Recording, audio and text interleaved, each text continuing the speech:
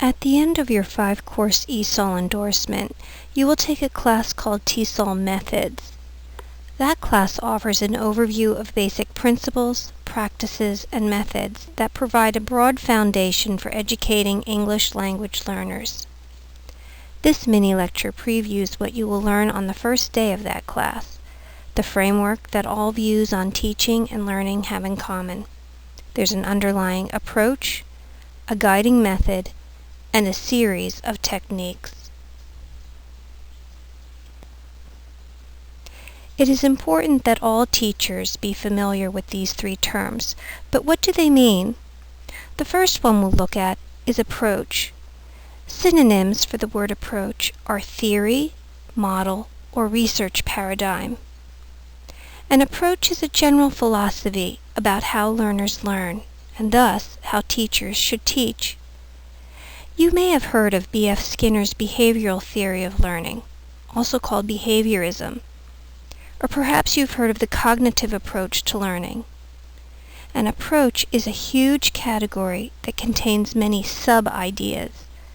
All of these sub-ideas are slightly different from each other, but they all hold this philosophy of learning and teaching in common. Those sub-ideas are methods. A method is a list of procedures of precisely how to do something. That list is often referred to as a syllabus.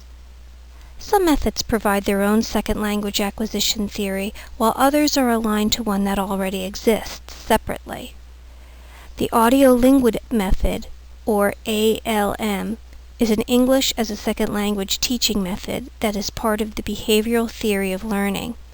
You'll learn about ALM in the TESOL Methods course. CALA is an English as a second language method that is part of the cognitive approach to learning. You'll learn about CALA in this class. A method is a syllabus, which means it's an inventory of things the learner should master.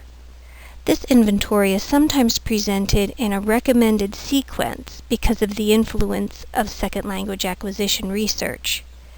That information is used to design courses and teaching materials.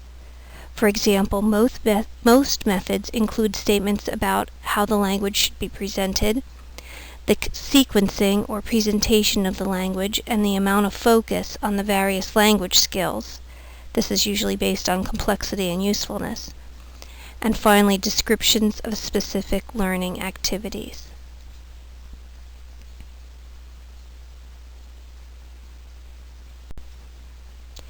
Each method usually recommends to us a variety of techniques to use in the classroom. A technique is a task or a classroom activity. Each method will name, define, and describe the specific learning activities, techniques, that are to be used. For example, in an ESL teaching method called task-based learning, students are required to work on projects. In another ESL teaching method, students are required to listen to classical music playing softly in the background while they lounge in lazy boys. If you don't believe me, just Google Suggestipedia. So, it is important to remember that these 3 terms are not synonymous. Approach is larger than method, and method is larger than technique. There may be many techniques specific to one method, and many different methods belong to one approach. In the history of foreign language learning, there's a pendulum that swings back and forth, just like in politics, where the pendulum swings back and forth between right-wing conservatives and left-wing liberals.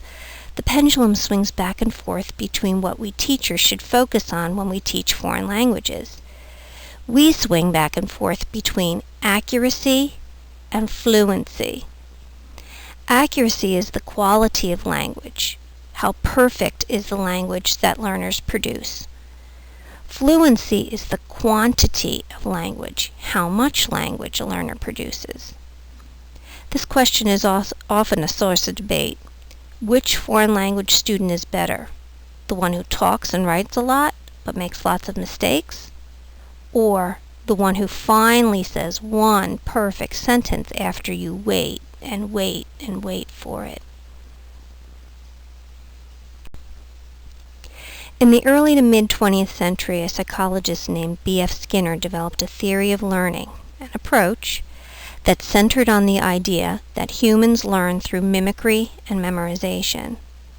The behavioral theory of learning believes that a person's mind is completely empty and that teachers need to fill it up. This idea is called tabula rasa, which means blank slate in Latin.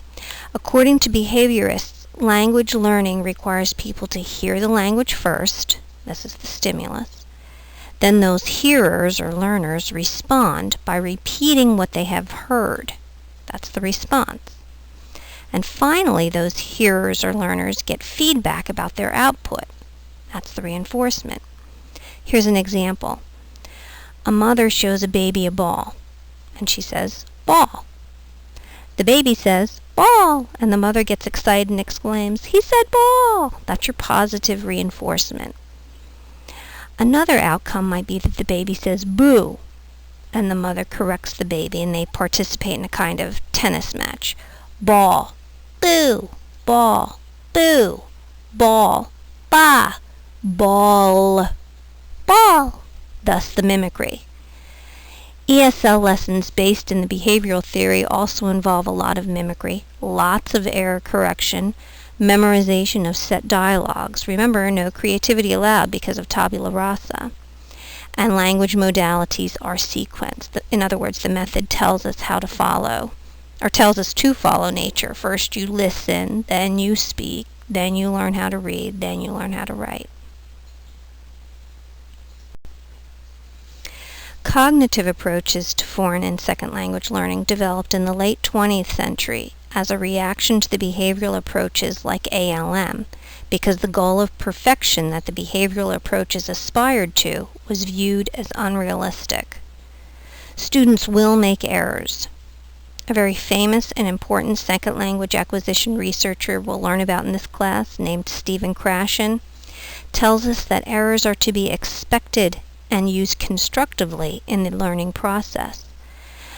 This means that we move further away from perfection or accuracy and now focus more on communication or fluency. In this class, we'll be examining in detail one particular method called the Cognitive Academic Language Learning Approach, or CALA. This method falls under the cognitive approach to learning a foreign language.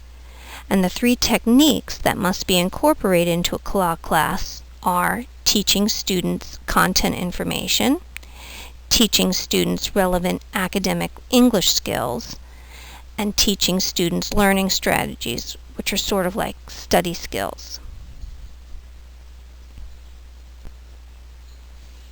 CALA is a sheltered English method, which means that all students are non-native speakers of English receiving instruction from a content teacher. Content teachers trained in CALA are sensitive to both the language needs of the students and the language demands of the content subject. In CALA, content rather than language drives the curriculum. Language skills will be most meaningful when students perceive they will be needed in order to accomplish a communicative or academic task.